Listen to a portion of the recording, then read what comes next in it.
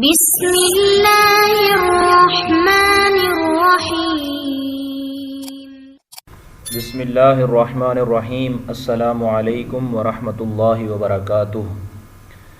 لرنکس channel پر خوش آمدید۔ امید کرتا ہوں تمام حضرات خیریت سے ہوں گے۔ سب سے پہلے آپ نے ہمارے چینل کو سبسکرائب کر لینا ہے، انشاءاللہ آپ سے اسی طرح ملاقات ہوتی رہے گی۔ گزشتہ سبق میں ہم نے بہت ساری چیزیں پڑھی ہیں۔ آج کا سبق ہمارا حرکات کے حوالے سے ہوگا۔ حرکت کی جمع حرکات ہیں۔ حرکت زبر زیر پیش کو حرکات کہتے ہیں، زبر زیر پیش کو حرکات کہتے ہیں، یعنی حرکت اسے کہتے ہیں۔ زبر کسی حرف کے اوپر ہے تو ہم کہیں گے کہ اس حرف کے اوپر حرکت موجود ہے۔ اگر کسی حرف کے نیچے زیر ہے یا پیش ہے تو ان کے اوپر حرکت موجود ہے۔ تینوں کی جب بات ہوگی تو ہم اسے کہیں گے کہ حرکات۔ اب زبر اور پیش حرف کے اوپر جبکہ زیر حرف کے نیچے ہوتا ہے۔ جس طرح یہاں پہ آپ کو نظر آ رہا ہوگا کہ الف کے اوپر زبر ہے تو یعنی الف نہیں پڑھا جائے گا، کیوں؟ اب اس کے اندر حرکت آئے گی کیونکہ اس کے اوپر زبر آ گئی ہے نا۔ اسی طرح یہاں پہ اس کے نیچے زیر ہے اور اس کے اوپر پیش ہے۔ اب ہم اس کو پڑھتے ہوئے کیا پڑھیں گے؟ پہلے تو ہم نے پڑھا تھا کہ الف کو الف ہی پڑھا تھا، اسی طرح با کو باغ پڑھا تھا، لیکن اب چونکہ ان کے اوپر حرکت آ گئی ہے، حرکت میں کیا آیا ہے؟ اس کے اوپر زبر آ گئی ہے، اس کے نیچے زیر آ گئی ہے، اس کے اوپر پیش آ گئی ہے، یعنی ان کے اوپر حرکت آ گئی ہے، تو لہٰذا اس کو ہم پڑھیں گے حمزہ زبر آ۔ ٹھیک ہے، الف کے اوپر یہ بات بھی آپ یاد رکھ لیں کہ الف کے اوپر جب بھی کوئی حرکت آ جائے، زبر زیر پیش میں سے کچھ بھی آ جائے، تو وہ الف نہیں پڑھا جائے گا، وہ بلکہ کیا پڑھا جائے گا؟ حمزہ پڑھا جائے گا۔ حمزہ زبر آ، حمزہ زیر ای، حمزہ پیش او۔ تو اسی طرح جو ہے نا زبر اور پیش حرف کے اوپر ہوتی ہیں جبکہ زیر حرف کے نیچے ہوتا ہے۔ جس طرح اب زبر حرف کے اوپر ہے، پیش بھی حرف کے اوپر ہے، اور زیر ہمیشہ حرف کے نیچے ہوتی ہے۔ جس حرف پر کوئی حرکت ہو اسے متحرک کہتے ہیں۔ اب یہ بات بھی آپ نے یاد رکھنی ہے کہ جس حرف کے اوپر کوئی حرکت ہو، حرکت کا میں نے آپ کو بتا دیا ہے نا کہ زبر زیر پیش میں سے کوئی بھی ہوگا تو وہ حرکت ہوگی، تو جس حرف کے اوپر ان میں سے کوئی ہو، زبر ہو، زیر ہو یا پیش ہو، تو وہ حرف کیا ہوگا؟ وہ حرف ہوگا متحرک۔ اب یہ با ہے، با کے اوپر اگر زبر نہ ہوتی تو صرف با ہی ہوتا، لیکن با کے اوپر زبر آ گئی ہے تو با کیا ہوگا؟ با متحرک ہوگا۔ متحرک کا مطلب ہلنے والا۔ اب یہ ہل سکتا ہے۔ پہلے صرف ہم با پڑھ رہے تھے، اب ہم پڑھیں گے با زبر با، تو با کیا ہو گیا؟ متحرک۔ اسی طرح اب یہ سارے حروف جتنی بھی آپ کو تختی نظر آ رہی ہے نا، یہ سارے حروف ان کے اوپر حرکت لگی ہوئی ہے، لہٰذا یہ سارے حروف کیا ہو گئے؟ متحرک ہو گئے۔ آگے زبر منہ اور آواز کو کھول کر، زیر آواز کو نیچے گرا کر اور پیش دونوں ہونٹوں کو گول کر کے ادا کریں۔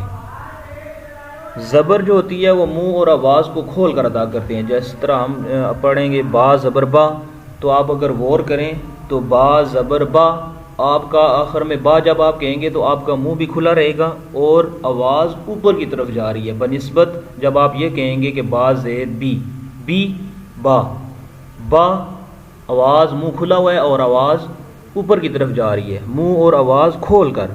زبر منہ اور آواز کو کھول کر ادا کرتے ہیں، جیسے با زبر با، آواز اوپر کی طرف جا رہی ہے، جبکہ زیر جو ہے وہ آواز نیچے گرا کر، جیسے با زیر بی، یہ تھا با اور یہ تھی بی، آواز یہاں پہ نیچے گرا کر ہم اس کو ادا کرنے کی کوشش کر رہے ہیں۔ اور پیش دونوں ہونٹوں کو گول کر کے ادا کریں۔ پیش کو ادا کرتے وقت آپ نے دونوں ہونٹوں کو گول کرنا ہے، جیسے با پیش بو کے اوپر ہونٹوں کو آپ نے گول کرنا ہے، با پیش بو۔ پیش جہاں بھی آئے گی، جس کسی حرف کے بھی اوپر پیش ہو، اس کو ادا کرتے وقت آپ نے ہونٹوں کو گول کرنا ہے، جیسے با پیش بو، تا پیش تو، سا پیش سو۔ حرکات کو بغیر کھینچے، بغیر جھٹکا دیے معروف پڑھیں۔ اب یہ ساری حرکات ہیں، زبر زیر پیش کو حرکات کہتے ہیں۔ اب ان کو ادا کرتے وقت ہم نے ان کو کھینچنا بھی نہیں ہے اور جھٹکا بھی نہیں دینا۔ کھینچنا کیسے نہیں ہے؟ ہم نے یہ نہیں پڑھنا کہ با زبر با، اس طرح لمبا کر کے نہیں پڑھنا، بلکہ کیا پڑھنا ہے؟ با زبر با، ٹھیک ہے، لمبا نہیں کرنا. اسی طرح با زیر بی، اس طرح لمبا نہیں کرنا. کس طرح پڑھنا ہے؟ با زیر بی، با پیش بو، با پیش بو، اس طرح نہیں پڑھنا. با پیش بو، با پیش بو پڑھنا ہے.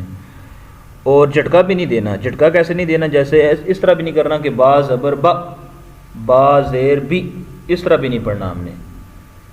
اور کس طرح پڑھنا ہے؟ معروف پڑھنا ہے. اور یہ بھی نہیں پڑھنا کہ جس طرح پہلے بھی بات ہو چکی ہے با زیر بے، اس طرح ہم نے اس طرح نہیں پڑھنا، بلکہ معروف پڑھنا ہے. با پڑھنا ہے ہم نے، با زبر با، با زبر با، با زیر بی، با پیش بو. کوئی حرکت یا جزم آ جائے تو اسے حمزہ پڑھیں.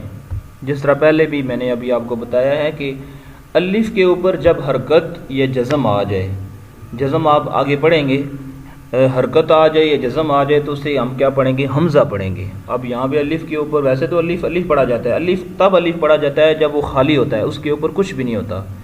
جب الف کے اوپر کچھ بھی آ جائے گا، زبر آ جائے گی یا اس کے نیچے زیر آ جائے یا پیش آ جائے یا جزم آ جائے تو اس کو ہم پڑھیں گے حمزہ. حمزہ زبر آ، حمزہ زیر ای، حمزہ پیش او.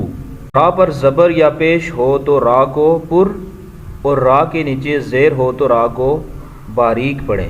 یہ آپ نے یاد رکھنا ہے کہ را کے اوپر جب زبر یا پیش آ جائے، یعنی را کے اوپر زبر ہو تب بھی را کو ہم نے پر پڑھنا ہے، اور را کے اوپر پیش ہو تب بھی ہم نے را کو پر پڑھنا ہے. جیسے یہ را کے اوپر زبر آ رہی ہے، را کے اوپر زبر ہے تو را کو ہم نے پر پڑھنا ہے. جیسے را زبر را نہیں پڑھنا، را، را زبر را. ایک ہوتا ہے را زبر را، نہیں، یہ باریک پڑھا جا رہا ہے. پر ہم نے کس طرح پڑھنا ہے؟ را زبر را، را پیش رو. زبر ہوگی را کے اوپر تب بھی ہم نے را کو پر پڑھنا ہے، اور جب را کے اوپر پیش ہوگی تب بھی ہم نے را کو پر پڑھنا ہے. باریک کب پڑھنا ہے؟ جب را کے نیچے زیر ہو. یہ پورے قرآن پاک میں جہاں جہاں بھی یہ حروف آئیں گے اور را کے نیچے زیر ہوگی تو ہم نے اس را کو باریک ہی پڑھنا ہے، اور جہاں پہ را کے اوپر زبر آئے گی اور پیش آئے گی اس را کو ہم نے پر پڑھنا ہے. آج کا سبق بہت ہو گیا، انشاءاللہ یہ کافی ہے. تو اس کو ایسے طریقے سے آپ نے سمجھنے کی کوشش کرنی ہے، اور پھر انہی باتوں کو یہ جو آگے تختی نظر آ رہی ہے آپ کو، جو حروف مثالیں لکھی ہوئی ہیں، ان کے اوپر آپ نے اپلائی کرنا ہے، لاگو کرنا ہے.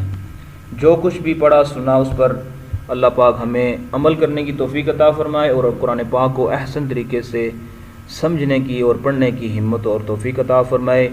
انشاءاللہ نیکسٹ ویڈیو میں آپ سے ملاقات ہوگی. ہمارے چینل کو لازمی آپ نے سبسکرائب کرنا ہے. تو نیکسٹ ملاقات کرتے ہیں.